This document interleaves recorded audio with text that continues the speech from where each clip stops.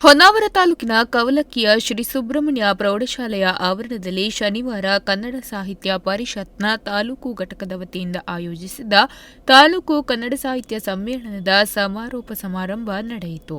ಸಮಾರೋಪ ನುಡಿಗಳನ್ನಾಡಿದ ಸಾಹಿತಿ ಸುಮುಖಾನಂದ ಜಲವಳ್ಳಿ ಅವರು ಸಾಹಿತ್ಯ ಸಮ್ಮೇಳನದಲ್ಲಿ ಸಮ್ಮೇಳನಾಧ್ಯಕ್ಷರ ಹಾಗೂ ತಾಲೂಕಿನ ವಿವಿಧ ಸಾಹಿತಿಗಳ ಕೃತಿಗಳ ಕುರಿತು ನಿರಂತರವಾಗಿ ವಿಚಾರಗೋಷ್ಠಿ ನಡೆಯಬೇಕು.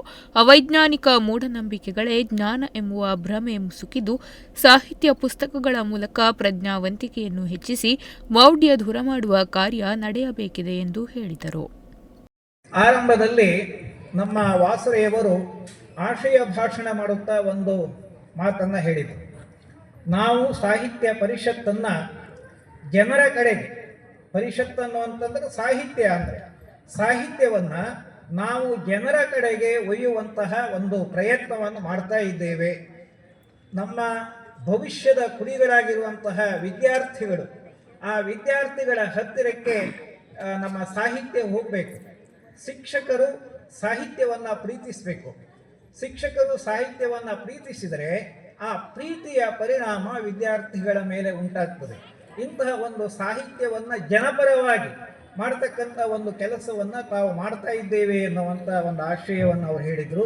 ಖಂಡಿತ ಇದು ಅವರು ಕೇವಲ ಮಾತು ಅಂತಲ್ಲ, ಇದು ಯಶಸ್ವಿಯಾಗಿ ನಡೀತಾ ಇದೆ.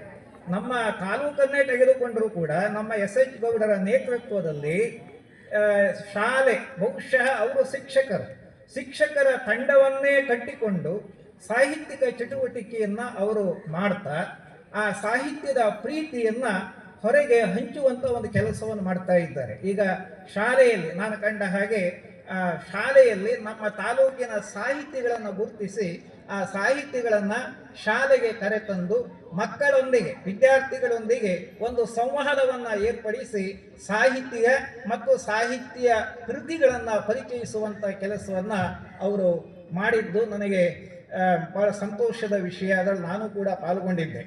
ಅಂದರೆ ಸಾಹಿತ್ಯ ಯಾರಿಗೆ? ಜನಗಳಿಗೆ ಬೇಕು. ಸಾಹಿತ್ಯ ಸಮಕಾಲೀನ ವಾಸ್ತವವನ್ನು ಮತ್ತು ಸಾರ್ವಕಾಲಿಕ ಮೌಲ್ಯವನ್ನು ಪ್ರಸಾರ ಮಾಡುವಂತಹ ಒಂದು ಮಾಧ್ಯಮ ಅನ್ನುವುದನ್ನು ನಮ್ಮ ವಿಚಾರವಂತರು ಹೇಳಿದ್ದಾರೆ. ಅಂದರೆ ಸಾಹಿತ್ಯ ವಾಸ್ತವ, ಇವತ್ತಿನ ವಾಸ್ತವ ಏನು, ಕಥೆ ಇರಲಿ, ಕಾದಂಬರಿ ಇರಲಿ, ಅಥವಾ ಕವನ ಇರಲಿ, ಅಥವಾ ಇನ್ನಾವುದೇ ಸಾಹಿತ್ಯದ ಪ್ರಕಾರ ಇರಲಿ, ಅವೆಲ್ಲ ನಮ್ಮ ವಾಸ್ತವದ ಸತ್ಯವನ್ನೇ ಅವು ಹೇಳ್ತವೆ. ಒಂದು. ಎರಡನೇದಾಗಿ ಸಾರ್ವಕಾಲಿಕ ವಿವಿಧ ಕ್ಷೇತ್ರಗಳಲ್ಲಿ ಸಾಧನೆಗೈದ ವೆಂಕಟರಮಣ ಹೆಗಡೆ, ಜಿಜಿ ಶಂಕರ್, ರಾಮ ಕಿಣಿಗೌಡ, ಅಬ್ದುಲ್ ವಹಾಬ್ ಉಸ್ಮಾನ್, ಗಂಗಾಧರಾಚಾರಿ ಮಾಳ್ಕೋಡ್, ಗೌರಿ ನಾಯ್ಕ್ ಹೊದ್ಕೆ ಶಿರೂರು, ಸತೀಶ್ ತಾಂಡೇಲ್, ಸುರೇಶ್ ನಾಯ್ಕ್, ವಿಷ್ಣು ಪಟ್ಗಾರ್ ಹಾಗೂ ನಾರಾಯಣ ಎಂ ಹೆಗಡೆ ಅವರನ್ನು ಸನ್ಮಾನಿಸಲಾಯಿತು.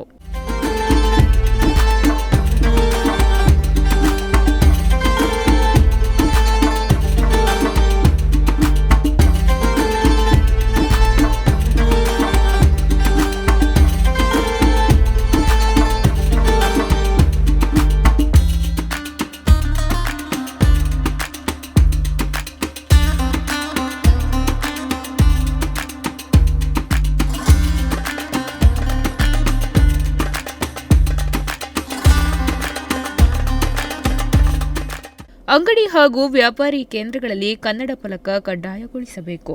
ಅಳಿವಿನಂಚಿನ ಕನ್ನಡ ಶಾಲೆಗಳನ್ನು ದತ್ತು ತೆಗೆದುಕೊಂಡು ಅವುಗಳನ್ನು ಉಳಿಸಿಕೊಳ್ಳಬೇಕು. ಬ್ಯಾಂಕ್ ಹಾಗೂ ಇತರೆಡೆ ಉದ್ಯೋಗಗಳಲ್ಲಿ ಕನ್ನಡಿಗರಿಗೆ ಮೊದಲ ಆದ್ಯತೆ ನೀಡಬೇಕು. ಸರ್ಕಾರದ ವಿವಿಧ ಇಲಾಖೆಗಳ ಸುತ್ತೋಲೆಗಳು ಕನ್ನಡದಲ್ಲಿರಬೇಕು ಹಾಗೂ ಕನ್ನಡ ಮಾಧ್ಯಮ ಮತ್ತು ಗ್ರಾಮೀಣ ಅಭ್ಯರ್ಥಿಗಳಿಗೆ ನೀಡುವ ಪ್ರಮಾಣ ಪತ್ರಕ್ಕೆ ಕಾಯಂ ಮಾನ್ಯತೆ ನೀಡಬೇಕು ಎನ್ನುವ 6 ನಿರ್ಣಯಗಳನ್ನು ಸಮ್ಮೇಳನದಲ್ಲಿ ಕಸಾಪ ಗೌರವ ಕಾರ್ಯದರ್ಶಿ ಗಜಾನನ್ ನಾಯ್ಕ್ ನಿರ್ಣಯ ಮಂಡಿಸಿದರು. ಕನ್ನಡ ನಮ್ಮ ಆಡಳಿತ ಭಾಷೆ ಕನ್ನಡ ಇರೋದ್ರಿಂದ ಎಲ್ಲ ಸರ್ಕಾರಿ ಆದೇಶಗಳು ಕನ್ನಡದಲ್ಲೇ ಬರಬೇಕನ್ನೋದು ಕೂಡ ನಮ್ಮ ಮೊದಲ ಆದ್ಯತೆಯನ್ನಾಗಿ ನಾವು ನಿರ್ಣಯವನ್ನು ಮಂಡನೆ ಮಾಡ್ತಾ ಇದ್ದೇನೆ. ಕನ್ನಡ ಮಾಧ್ಯಮ ಮತ್ತು ಗ್ರಾಮೀಣ ಅಭ್ಯರ್ಥಿ ಪ್ರಮಾಣ ಪತ್ರಗಳು ಜೀವಿತಾವಧಿಗೆ, ಅಂದರೆ ಒಂದು ಸಲ ತೆಗೆದುಕೊಂಡೆ, ಈಗಾಗಲೇ ಜಾತಿ ಆದಾಯ ಪ್ರಮಾಣ ಪತ್ರಗಳು ಇರೋದರಿಂದ ವಿದ್ಯಾರ್ಥಿಗಳಾಗಿ ಯಾರಿಗೆ ತೊಂದರೆ ಆಗದಂತೆ ನಾವು ಅದನ್ನು ಒಂದು ಸಲ ತೆಗೆದುಕೊಂಡ್ರೆ ಅದರ ಅವಧಿಯನ್ನು ಜೀವಿತಾವಧಿಗೆ ವಿಸ್ತರಿಸಬೇಕನ್ನೋದು ಕೂಡ ನಮ್ಮ ನಿರ್ಣಯದಲ್ಲಿ ನಾನು ಇದನ್ನು ಮಂಡನೆಯನ್ನು ಮಾಡ್ತಾ ಇದ್ದೇನೆ. ತಾಲೂಕಿನಲ್ಲಿರೋ ಎಲ್ಲ ಸಂಘ ಸಂಸ್ಥೆಗಳು, ಅಂಗಡಿಗಳು, ವಾಣಿಜ್ಯ ಮಳಿಗೆಗಳು ಇದು ಕನ್ನಡದ ಕೆಲಸ, ಕನ್ನಡಕ್ಕಾಗಿ ನಾವೆಲ್ಲ ಹೋರಾಡಬೇಕಾದ್ರಿಂದ ಎಲ್ಲರೂ ನಮಗೆ ಸಹಕರಿಸಬೇಕಂತ ನಾನು ಕೊನೆಯದಾಗಿ ಅವೆಲ್ಲ ವಿನಂತಿಸಿಕೊಳ್ತಾ ಇದನ್ನು ಕೂಡ ನನ್ನ ನಿರ್ಣಯದ ಮಂಡನೆಯಲ್ಲಿ ಸೇರಿಸ್ಕೊಳ್ತಾ ಇದ್ದೇನೆ. ಕನ್ನಡವೇ ಉಸಿರು, ಕನ್ನಡವೇ ನಮ್ಮ ನರನಾಡಿಗಳಲ್ಲಿ ಹಮ್ಮಿಕೊಳ್ಳಿ ಅಂತ ಈ ಒಂದು ಸುಸಂದರ್ಭದಲ್ಲಿ ನನಗೆ ನಿರ್ಣಯ ಮಂಡನೆ ಅವಕಾಶ ಮಾಡಿಕೊಟ್ಟ ಸಮ್ಮೇಳನಾಧ್ಯಕ್ಷ ಹೊನ್ನಪ್ಪಯ್ಯ ಗುನ್ಗಾ, ಕಸಾಪ ಜಿಲ್ಲಾಧ್ಯಕ್ಷ ಬಿಎನ್ ವಾಸರೆ, ಸಾಹಿತಿ ಡಾಕ್ಟರ್ ಎಸ್ಎಚ್ ಅನುಪಮ, ಯಕ್ಷಗಾನ ಕಲಾವಿದರಾದ ರಾಮಚಂದ್ರ ಹೆಗಡೆ ಕೊಂಡತ್ಕುಳಿ, ಶಿವಾನಂದ ಹೆಗಡೆ ಕೆರೆಮನೆ ಮಾತನಾಡಿದರು.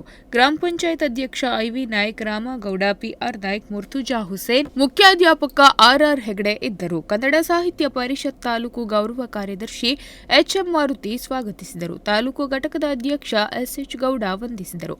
ದಿನೇಶ್ ಕಾಮತ್ ನಿರೂಪಿಸಿದರು. ನಾಗರಾಜ್ ನಾಯ್ಕ್, ನುಡಿಸಿರಿ ನ್ಯೂಸ್, ಹೊನ್ನಾವರ.